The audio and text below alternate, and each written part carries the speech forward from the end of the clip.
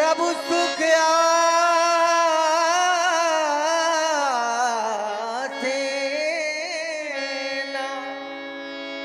लक्ष्मण कहे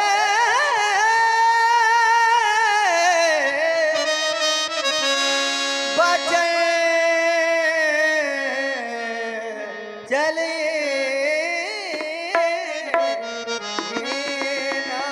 भगवान एक बार सुखासन से बैठे हैं और मैंने पहले भी आपको बता रखा है कि जहां भी रामचरितमानस में एक बार शब्द आया है निश्चित किसी ना किसी घटना का संकेत हुआ है। इससे पहले एक बार भूपत मनमाई बई गला निमोदे सुतनाई, कल देखा एक समय सब सहित समाजा राज सभा रघुराज विराजा, और आज आगे का प्रसंग वही एक समय प्रभु सुख आसीना।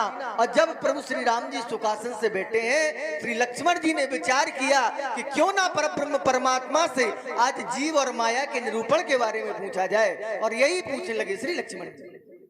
सर्वज्ञ सर्वाधार साकेत नगरी में सुखचंद विचरण करने वाले मेरे महाप्रभु, मैं आज आपको प्रसन्न ही नहीं अपितु अति प्रसन्न होकर आपसे कुछ जानना चाहता हूँ। सुर नर मुनि सचराचर साईं, मैं पूछो निज प्रभु की नाई, मोहि समझाओ कहो सुई देवा, सब तज करो चरण रज सेवा। ईश्वर जीव ही भेद प्रभु सकल कहो समझाए, जाते होई चरण रत सुख मोह भ्रम जाए।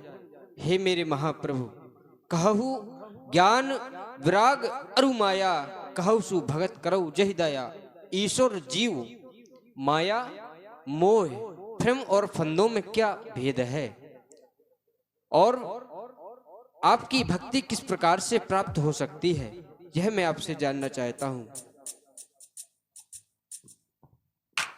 हे मेरे भैया, तुम ईश्वर और जीव में कारण जानना चाहते हो। मैं तुम्हें थोड़े से शब्दों में समझाकर कहता हूँ, जिसे ध्यानपूर्वक सुनो। थोड़ा ही मैं सब कयूं बुझाई, सुनहु तात मति मंचित लाई। मैं अरु मोर तोर तय माया, जही बस कीनी जीव निकाया। मैं और मेरा, तू और तेरा, यही तो माया है। इसने समस्त जीवों को अपने वश में कर रखा है।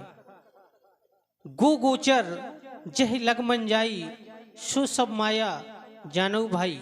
माया के दो भेद हुआ करती हैं, एक विद्या और दूसरी अविद्या। तही कर भेद सुनो तुम सो, विद्या अपर अविद्या दो। माया के दो भेद होते हैं मेरे भैया। ऐसा कोई घर नहीं जहां माया का असर नहीं।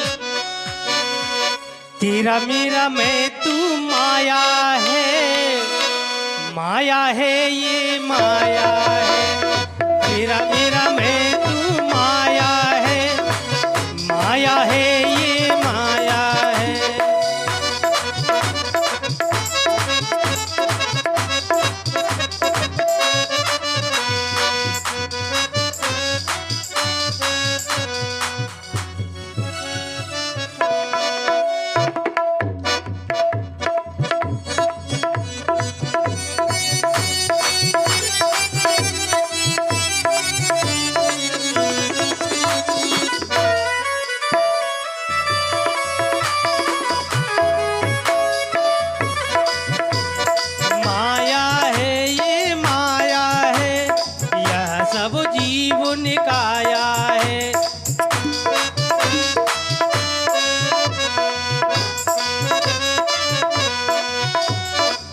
भैया माया के दो भेद हुआ करते हैं।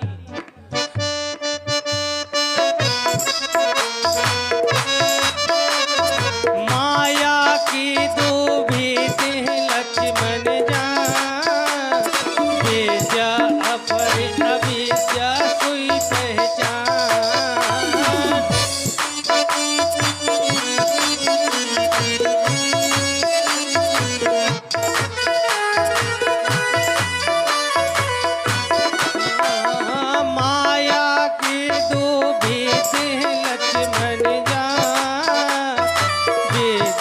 अपर अविद्या सोई पहचान। एक जोड़ती है एक तोड़ती है, एक जोड़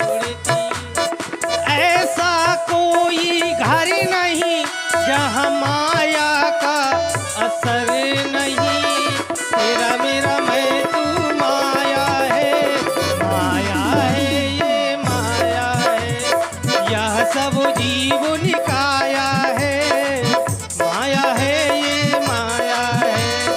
यह सब जीव निकाया है, माया है ये माया है, माया है ये माया है। इसलिए भैया तुम धैर्य को धारण करो, समय आने पर मैं तुम्हें सब कुछ समझा दूंगा।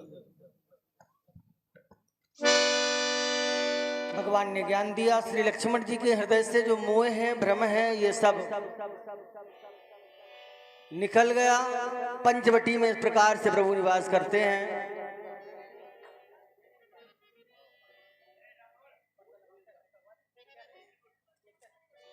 लीजिए, थोड़ा आप लोगों का स्वच्छ मनोरंजन हो जावे और इसी बीच आपके सुंदर से कैसेट नृत्य की प्रस्तुति आप लोग देखेंगे। और